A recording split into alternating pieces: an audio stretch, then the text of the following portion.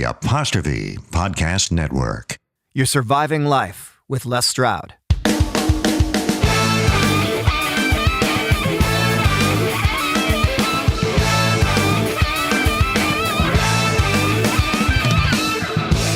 I'm working on jealousy.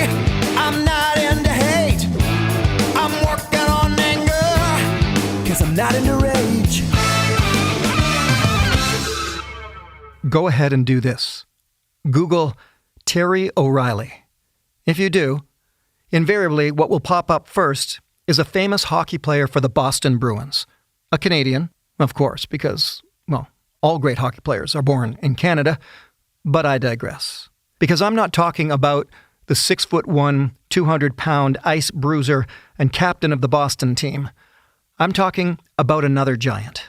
A giant in the world of marketing, and more specifically, advertising. Throughout my life, I have gravitated towards great storytellers, be it songwriters or radio hosts or filmmakers. I love a great storyteller.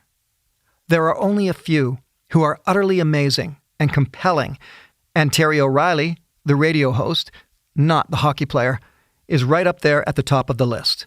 For years, he has hosted radio shows for CBC in Canada, such as O'Reilly on Advertising, Age of Persuasion, and currently his podcast, Under the Influence, which has hit over 50 million downloads. And why? Because of Terry's brilliant storytelling, all backed up by an insane amount of research. What he has to tell you about advertising will absolutely have touched a part of your own life sometime, somehow, and often profoundly. This is a 5-part interview because when Terry and I get talking, aided by just a touch of fine scotch, we are not going to stop for some time. So I've split it up into 5 segments where we meander through a series of compelling subject matters. In this part 2 of the interview, we'll turn to Terry's nearly obsessive love of the Beatles, along with just what it is about advertising that fascinated and still fascinates Terry. To set the stage, we were sitting on my deck with a roaring outside fire. In case you're wondering what all that crackling is, with the sun setting on a small Ontario lake. These are the words of Terry O'Reilly. I think there's 2 kinds of people in the world, Les. There's people who screw up royally and panic and run. And they maybe would abandon their career, or they want to recede into the ether. They just want to just run as far as they can from this horrible mistake. Then there's the other kind of people that I'm writing about in this book who don't run. They choose not to run. They muscle through it. They make a decision that's interesting, and they find this incredible redemption in their careers. And I think that's the nugget is when you screw up royally, stop and ask yourself, what's the hidden gift? I left you all alone and crying. I poured another glass of wine. But I'll say this, Les, this is why in my career, as often as I could and as often as I can, I still do those talks at schools because I know how much it affected the whole course of my career. It recalibrated my whole direction. By 3 a.m. I felt like sending away the love you said was mine. Why the Beatles? That has been one of the things that has stuck with me my whole life is my fanatical obsession with the Beatles. It's never waned, which is so odd because so many other passions I've had have waned and waxed. I remember seeing the Beatles on some Ed Sullivan show. I was very young and I didn't grasp the concept. I remember asking my dad, why are they bothering to sing when everybody's screaming? And I remember him just laughing at that question, but I just literally couldn't figure it out. It was the Beatles cartoon show, Les, that got my brother and I into the Beatles. It was literally their cartoon show where they, was figuring out who's John and who's Ringo and who's Paul and who's George and listening to all those great music tracks that they had and that was the thing. And from that point on, which is probably, I can't remember when those aired. I want to say 66, 67, something like that, 68. Then I started first buying my first Beatle albums. And it has been a passion of mine that, as I said, has never waned. I even was a co-founder of a magazine called Beatleology that was published for a number of years for collectors of Beatles memorabilia, which I am, because none of us memorabilia collectors ever knew what anything was worth at any given time. You're a collector, you'll know what that means. So it was a magazine for collectors that Sotheby's and all the big auction houses subscribed to, because they needed to know what everything was valued. But Beatles was from I was in single digit age, probably like 7, 8, 9, and it has been as fanatical into my 60s. I can still remember being very young, though. I still remember what the main first song was, and it was Revolution. I can picture myself in the variety store going in to buy some Love Hearts candies and hearing that, da-na-na-na-na, come across the radio to this day. And then afterwards, of course, as a mature music lover, it just carries on from there. Right. Okay, let's get back on track then. Okay. What took you then? You're finished Ryerson now. And by the way, I will tell you this. Ryerson, in the image of the rest of us who didn't go to Ryerson, we always considered Ryerson to be the technical side of everything. Those of us over here at Fanshawe College, we're the real artists. Like, we always thought of ourselves, and true enough, music industry arts. It was Terry McManus made sure that we focused on the art of making music. He had a sign on his door that said, "Hits only, please," and would have us read things later on that were written by Trent Reznor. Wow. Really powerful stuff. But Ryerson seemed to be, from an outsider, like highly technical if you want to learn a lot about the technical side of it. But it sounds to me like you were in a rather artistic It was not. course. We had a technical class. Huh. Most of us were, I'll say, artists with a small a. We were writers and we were performers, and it was nothing. There was maybe one or two guys in every class that were technically brilliant that we would rely on to, plug everything in the right way and get the lighting right. But the rest of us were really into writing and performing and coming up with shows. It was really way more on the artistic side than on the technical side. Yeah, so then it's a matter of being judgmental from the outside and not realizing what's actually going on in Ryerson. What did you leave Ryerson wanting to do? Ryerson is when I decided that I was going to be in advertising. So every Wednesday we would have a lecture class. So somebody from the industry would come in and talk to us about their career. So it would be, and because it was Ryerson and because it was Toronto, we had wonderful speakers like Lloyd Robertson came in and talked about what it was like to anchor the news. And Bob Hummey came in, the Friendly Giant, and talked to us about what it was like to create a children's show. And documentary filmmakers came in. And one day, 2 ad guys came in. And I was sitting at the back of the class where I always sat, as far away as possible. And they started talking about the ad business, and they talked about creativity and strategy and coming up with persuasive ideas and working with actors and going on film location shoots and the deadlines and everything about. I sat in the back of that room, Les, and I saw my future. I just said, there it is. Everything they had just told me. I loved little things that other speakers had talked about, but I loved everything they talked about. And I thought to myself, there's my direction. And I love to write. I'm going to be an ad copywriter. So that's going to be my thing. And that's what set me on my way. It wasn't a class. There was no advertising classes at Ryerson. It was one talk one morning on a Wednesday that set me off. That's part of my point why I harp so much on the concept of mentorship freely given. Those guys gave mentorship by coming to the school and just speaking. They got other things they want to be doing with their time. They got to talk to a bunch of 22-year-old students at some college somewhere. They've got but they did that. And this is why. Your story is why. Did you go down and meet them? I don't think so. No. I don't think I had the courage to go up and talk. What about later in life? Did you remember them? I didn't remember who they. I don't know if I ever came across them again because it was such a gap in time and names, didn't mean that much to me when I was in Ryerson. But I'll say this, Les. This is why in my career, as often as I could and as often as I can, I still do those talks at schools because I know how much it affected the whole course of my career.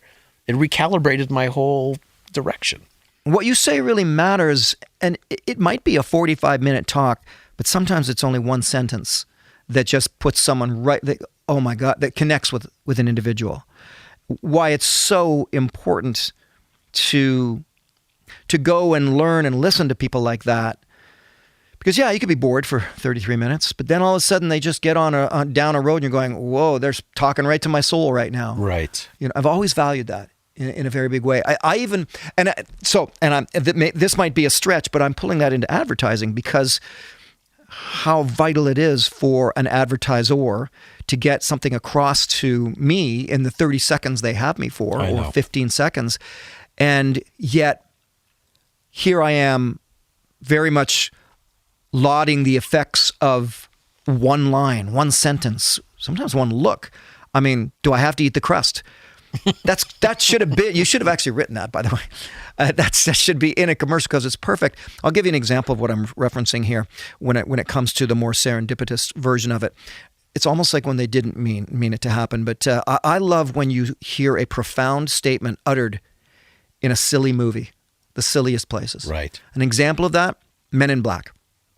There's a moment where Will Smith's character is pushing back to Tommy Lee Jones and says, "Oh, come on, man, we should know this stuff. I mean, people are smart." And he corrects him and goes, No, a person is smart. People are stupid, prone to panic, and dangerous. And I've never, as you can tell, I'm probably misquoting it, but I never forgot. And to me, is that not some of the basis underlying all advertising? This get them with something when you've got them in their heart, in their soul. Oh, yeah. Oh, for sure. I mean, even taglines, AKA slogans, are still a big part of advertising. That is an art form. I never thought I was a great slogan writer. Even as writing commercials for 35 years, I never felt I was good at that. And that's really hard to do when you're trying to encapsulate in a very sticky, memorable way the essence of a company in 5 words. Very hard to do.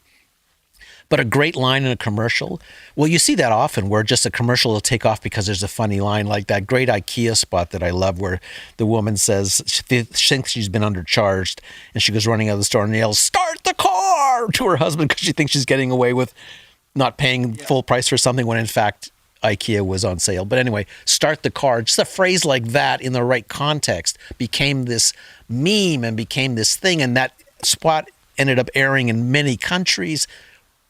Performance was great. The idea wasn't even big. It was a great performance, but that one line caught fire. What are your 2 or 3 top favorite lines of all time? From commercials? From commercials. Oh boy, there's a really good question. I know there's 1,000 of them. Yeah, well, let me think of great lines from commercials. The greatest campaign I think ever done in advertising, which I still will look at from time to time and marvel at, was for Volkswagen in the early 60s. So the Volkswagen work, think about what Volkswagen was. It was an ugly, underpowered car made by Germans in post-World War II. In an era when Detroit was putting out big, fast cars with tail fins.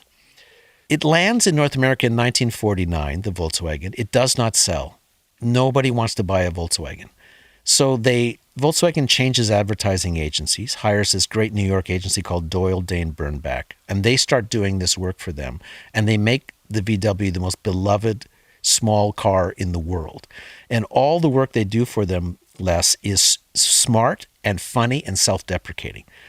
They talk about how underpowered the car is in the advertising. They talk about how ugly it is in the advertising. Like no car maker to this day would talk about how ugly their vehicle is, right? One of the best ads they did was the day after the moon landing, August 1969. You know that crazy landing module that Apollo 11 used to land on the moon? VW just did a full-page ad in newspapers across North America just with a shot of that lunar landing module and the VW logo, and all the headline said was, "It's ugly, but it gets you there." And I love that line. I love that line. Even an early black and white TV commercial for Volkswagen, you just see this guy walks out of his house, stormy winter day, snow blowing, gets into his Volkswagen, brushes it all off. The Volkswagen chugs its way through this storm and eventually gets to a garage. He gets out, he goes into the garage, you don't see what happens. Then a snowplow comes out of the garage and the line was just, "Have you ever wondered how the guy that drives a snowplow gets to the snowplow?" I remember that commercial. One line in that whole commercial. Yeah. And brilliant. I've very likely listened to all of your radio/podcasts over time, originally starting with Age of Persuasion and then later Under the Influence. And I have absolutely noticed, this is shouldn't be a surprise to you at all, but I've absolutely noticed you do have a fascination with, I don't want to say the underdog, with the self-deprecation version of advertising. I do. What's the is it Buckley's Medicine? Tastes terrible. I think you might have even dedicated a show to that at some point. Why are you fascinated with that? I do like the underdog in the world. I do cheer the underdog because they have everything going against them in the advertising world in particular. And then bursting through with great thinking and great strategic thinking is a marvel to me. But what you're talking about is one of my favorite subjects, is counterintuitive thinking. To say it tastes awful and it works is a slogan nobody would ever do unless you are really feisty and you can back that up. I mean, even Volkswagen said, we're underpowered, but you'll pay so little with fuel. Like they were able to turn a negative into a positive every single time. Well, are they not simply playing off honesty? The VW advertising of the 60s was the most honest advertising ever done because it was literally, we're ugly, we're slow, you can only get 2.5 adults in it. Like everything about it was just, they even had one typical ad would show a Volkswagen Beetle with a red police light, like it was a police car, and the headline was "Don't laugh." Like they assumed you knew that it was underpowered, ugly, and could never achieve that. What's powerful about that is that they're also assuming you get the joke. Right. You know them so well. In fact, everybody listening to this right now knows us so well, you get the joke. Well, that was the brilliance of VW's advertising, and Doyle Dane Bernbach in particular. They had one of the writers had a great line.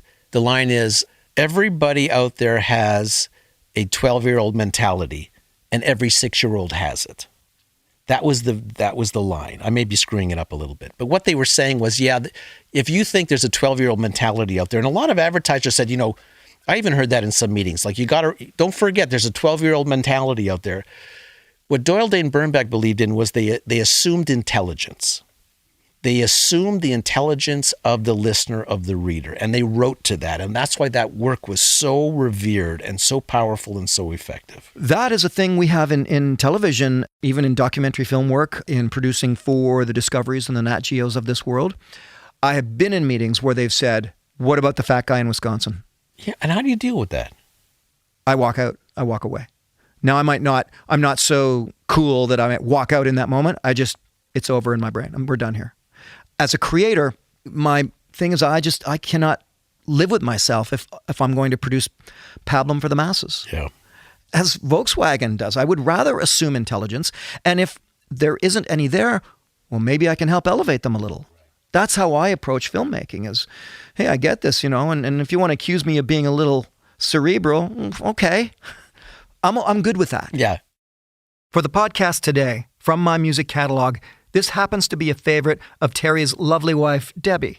This, from my album Wonderful Things, is the song all about being left at home alone, called Another Glass of Wine.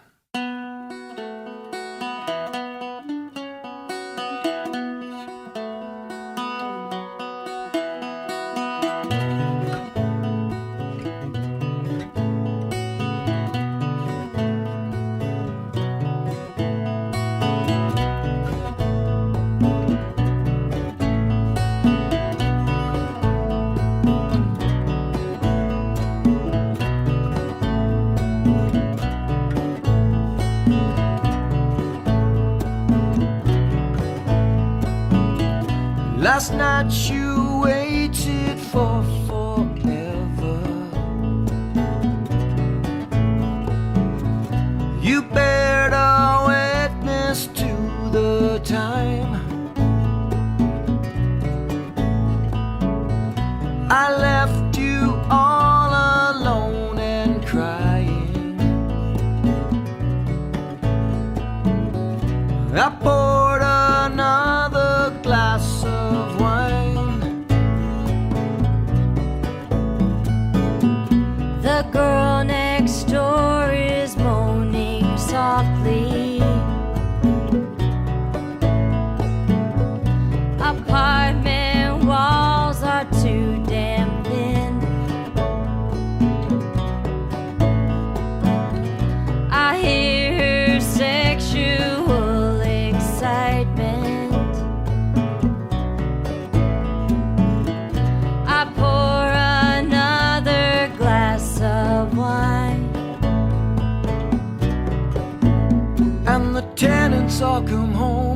the clock on the wall keeps turning.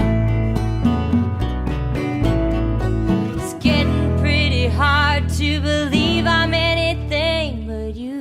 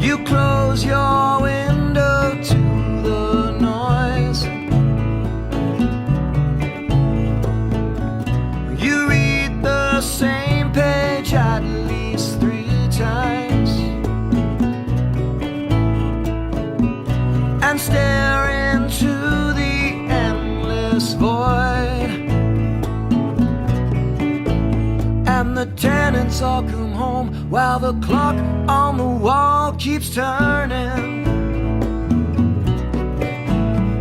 It's getting pretty hard to believe I'm anything but used.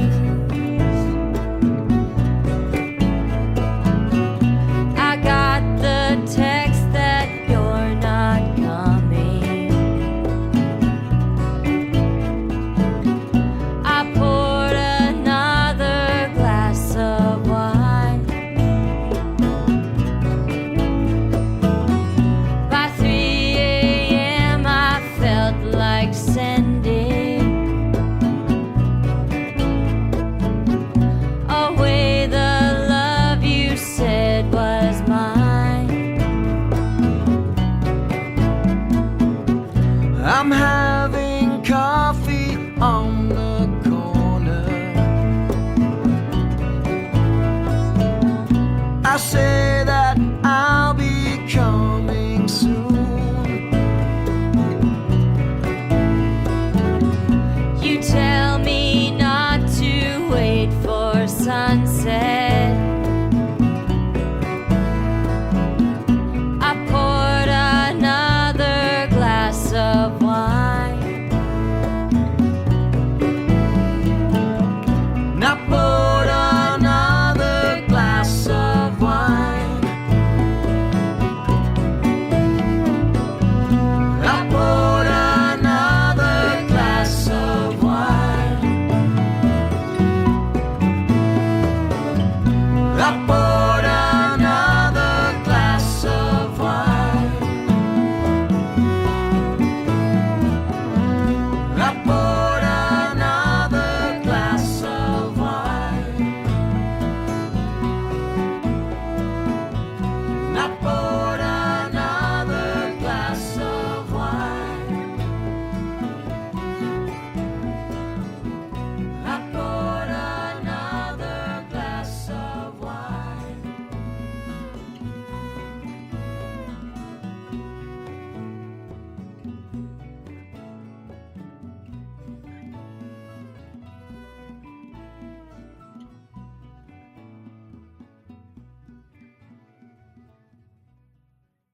You know what? Aggressor Adventures, while being the largest liveaboard dive operation in the world, is so much more. They have safaris and excursions to the corners of the globe, exciting opportunities to see vast archaeology, history, and natural wonders. I've been traveling and diving with them for years, and I cannot endorse them enough for being simply the best there is at making sure your worldwide adventure is a safe, comfortable, and exciting one. Take it from a guy who has done a lot of adventuring. Who do I travel with on my vacations? Aggressor Adventures. You're surviving life with Les Stroud.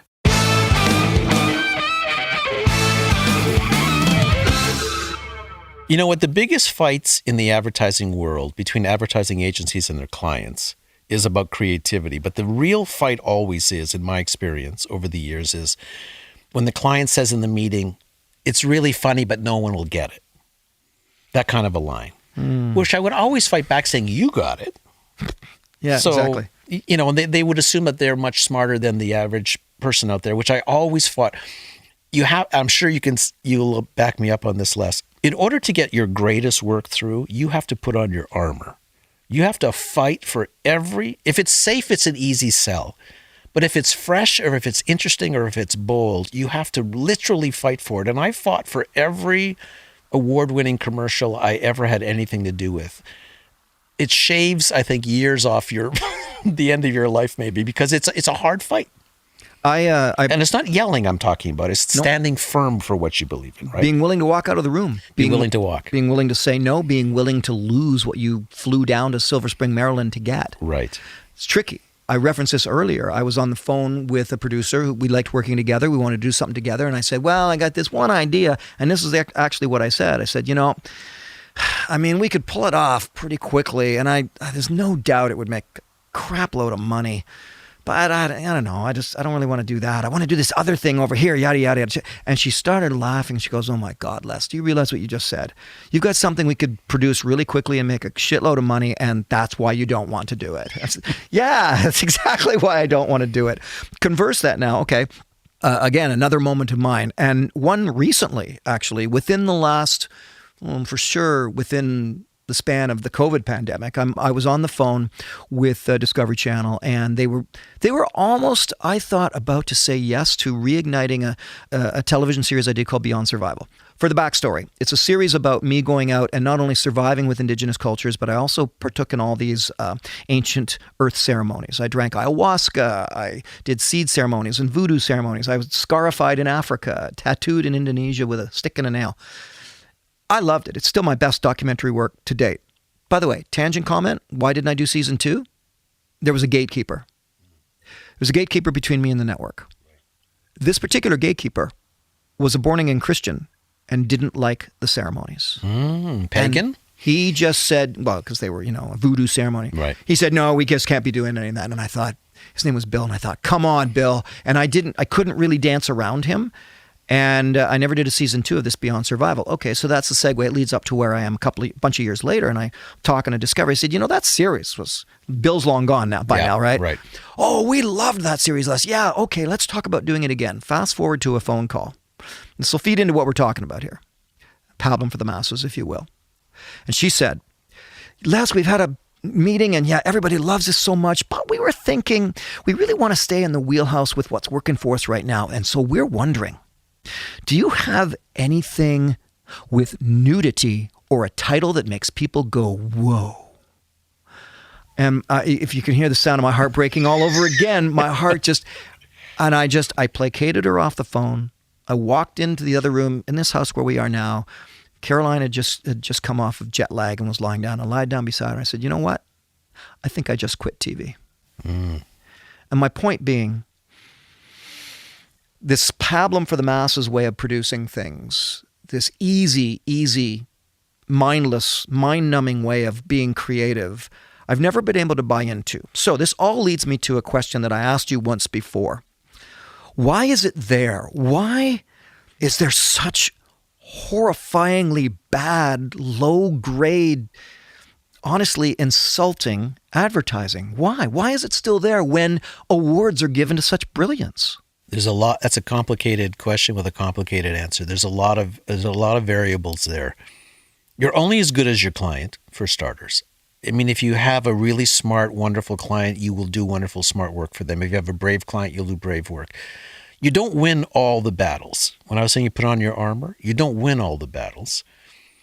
I learned how to present early, because I had a great mentor, getting back to mentors, the very first creative director I ever had with the first big time advertising agency that ever hired me was my mentor. And he taught me how to present an idea in a boardroom, which is an interesting process because he taught me how to create a great lead up to when you reveal the work. And everybody rehearses that in whatever, I'm sure you have to present your work. Everybody rehearses the lead up. He taught me to rehearse the epilogue, which is from the moment you reveal your idea to the end of the meeting. He said, that's the part you rehearse. Because the lead up, everybody knows. You're just reiterating what the challenge was or what you were briefed to do, which everybody in the room knew. It's when you reveal the idea that everybody starts to panic. So he taught me how to talk people into an idea while the cement was still wet, which was a really great insight of his, rather than, because I've seen a lot of presentations in my life, Les, where someone will reveal an idea. They'll go, and so the idea is this. And then there'll be a lot of darting eyes around the room, a lot of silence. And then someone will eventually say, issues, concerns. And he taught me never to present. And I saw so many presentations, Les, that went that way. He taught me never to present that way. He taught me to, the second you reveal, know that your client's mind is like a pinball machine now saying, it's scaring me. What will they think back at the ranch? What will the president think when I tell them? They're going through all of this in their mind. So that's your time when you can calm them down and say, okay, let's look at what we have achieved here. You asked us to do this, and here's where it does that. You've asked us to do that, and here's where it does this. This is nothing like the competitors are doing right now. The tone is exactly on point for your brand. It's bold, but here's why. And talk them. Just keep talking until they lob their first question, and then roll with it. Because if you can do that, you can sell more ideas by being a great presenter. Many times it's not the quality of the idea, it's that a lot of great ideas die in the boardroom. It's not the quality of the idea that someone turns down, is that they haven't been persuaded to buy it. Forgive me for relating everything to my experience as a film producer. I get all that, but then I thought the elevator pitch was the be-all and end-all.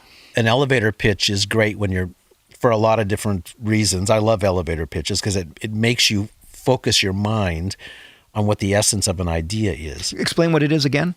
Well, I mean, the classic definition of an elevator pitch is, could you describe an idea in a sentence and a half going from the first floor to the second floor in an elevator, in the amount of time it takes to do that? Or an escalator pitch, when two people are going down an escalator, an up an escalator and a down escalator, and the moment they pass each other, could you pitch an idea in that time, right? So I'm a big fan of elevator pitches because it makes you focus your idea. Like, it makes you be honest with yourself is there an idea there? Because if you can sum it up in a sentence and a half, you've probably got a great idea. If it takes you 3 paragraphs, you probably haven't distilled your idea yet. So I love elevator pitches. But what I'm talking about in the boardroom is about selling bold. What you said, why is advertising so bad? I think because so many advertising people are not great presenters. Wow. Comes not down that they're to not that. great writers or art directors, is they're not great presenters. Because no one teaches you how to present. I got lucky because I had a mentor who was really a fabulous presenter, who could own the room. And we would practice, what are all the negative things the client's going to say about this campaign? We would think about all those questions before we went in the room, and we would try and think of meaningful replies, because you never want to get caught flat-footed in a presentation. Because if you get caught flat-footed, it's, aha! You didn't think it through, did you? You always wanted to avoid that moment, right? Did you ever finish a meeting like that going, they just don't get it. They don't get it, and they're never going to get it. It's freaking brilliant, but they don't get it. Yep. I'll tell you a great thing about that mentor I had as a creative director. He was a South African guy. He was so great. Like, let's say we believed in it wholeheartedly. We presented to the client, and the client says no. Even though we're giving them the best presentation in the world, they say no. Go back to the drawing board. So we'd head back to the drawing board. We come up with a new idea. We present it to the creative director, and his name was Trevor Goodgall. He's still around. And Trevor would say, that's a really great idea. Now, is it better than the original idea we had? And inevitably, often we would say, well, no. And he'd go, okay, we're going back in with the first idea. I never had another creative director in my career that had that kind of boldness. Chutzpah. That kind of chutzpah to go back in and say, here's our idea.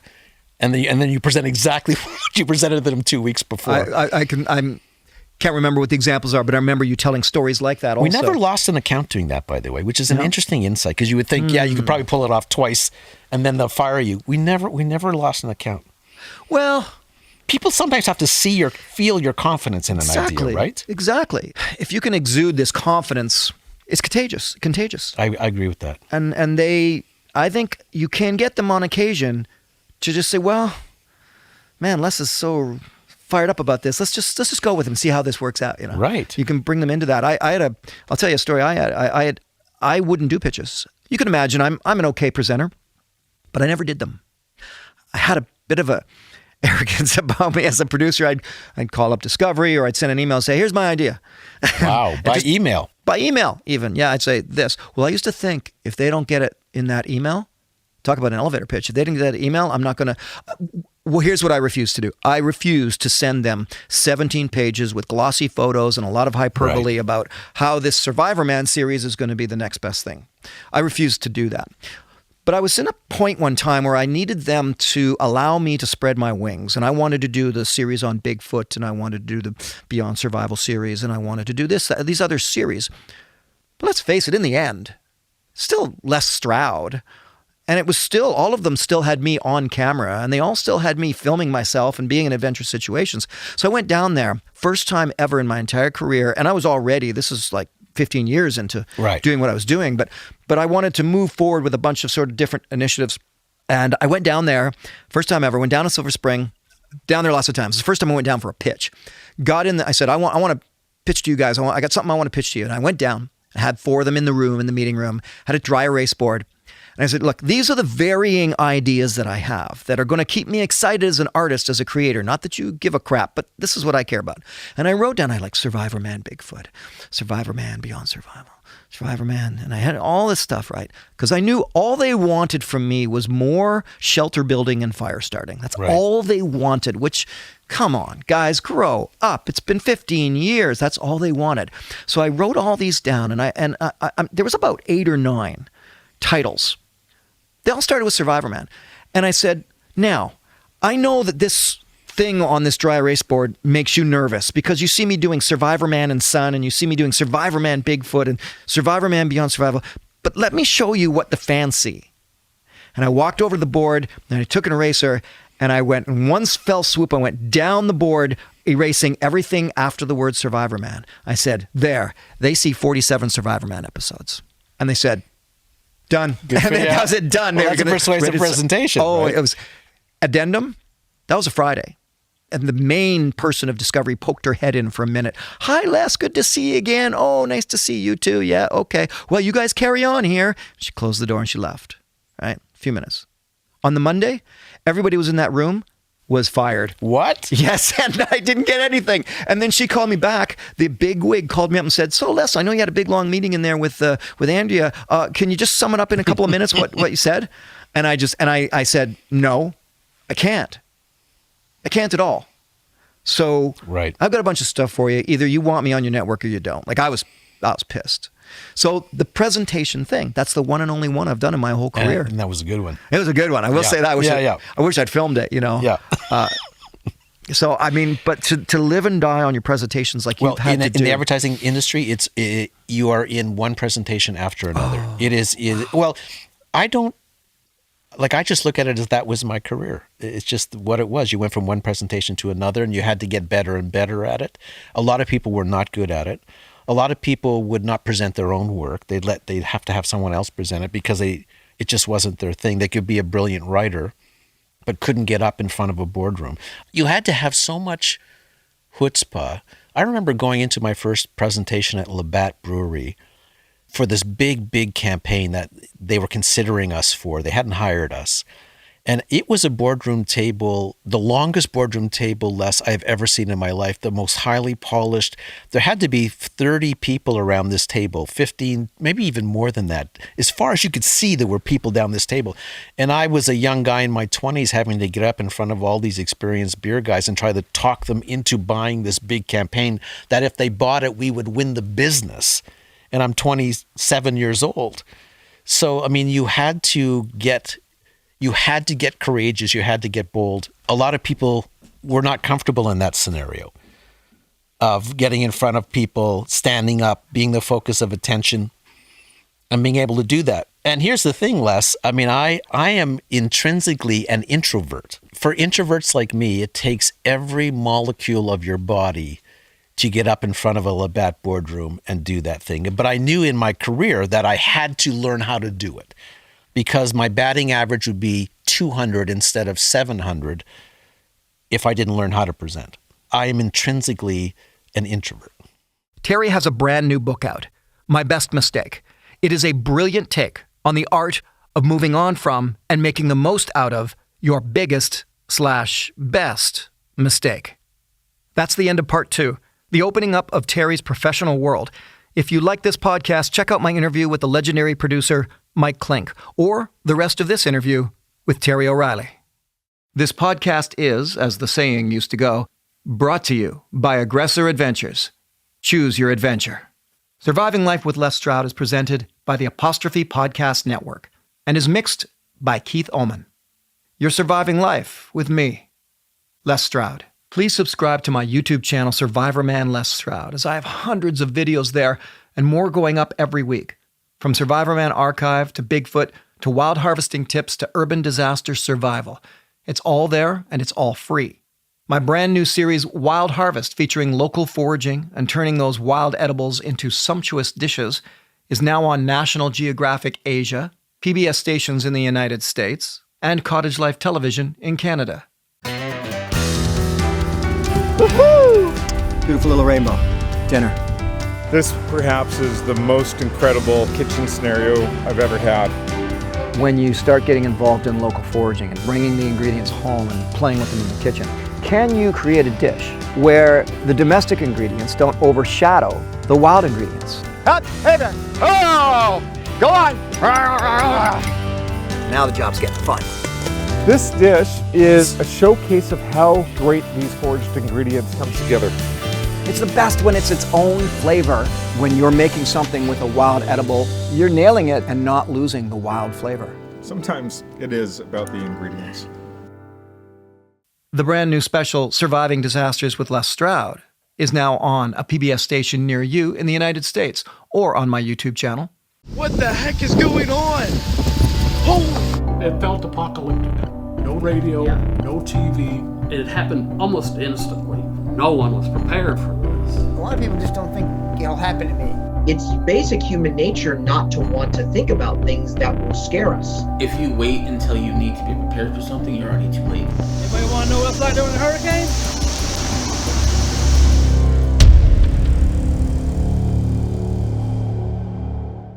And my brand new children's book, Wild Outside, written for your kids. It's all about getting your kids into the out of doors. And it's out now. Google it. I'm an easy find on Google for those and so much more that I produce during any given year, no matter what's happening on the world stage. We'll figure this life out. Together. Cue that ripping harmonica solo, Keith.